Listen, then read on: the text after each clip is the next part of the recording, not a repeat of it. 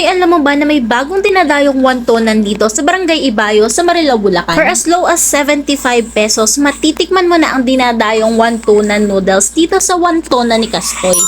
Best seller nila dito yung beef brisket noodles at beef wonton noodles na may malinamnam at malambot na beef and siomai na in fairness hindi tinipid sa beef ha. Wow. Best seller din nila yung wonton noodles na may lamang siomai for only 75 pesos lang. And uy, alam niyo ba na binabalik-balikan din itong pansit kabagan overload nila na overload sa sahog na may meatballs, bagnet, atay at itlog ng pugo sa halagang 150 pesos lang, sobrang sulit. Isa din sa nagustuhan ko is yung chow mein nila na 75 pesos lang pero surprisingly ang savory and smoky dahil niluto sa wok na nagbibigay ng smoky aroma para mas maging flavorful and satisfying taste. Ang authentic ng lasa kaya naman binabalik-balikan at pinipilahan to sa kanila. Meron din silang available na silog meals. I tried their top silog na perfect ang timpla at ang lambot ng tapa.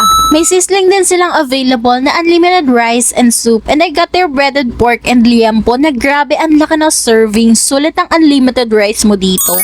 Ang pinaka nagustuhan ko sa sizzling menu nila is yung Australian Premium T-bone steak na sizzling price pero quality tapos unlimited rice pa, panalo.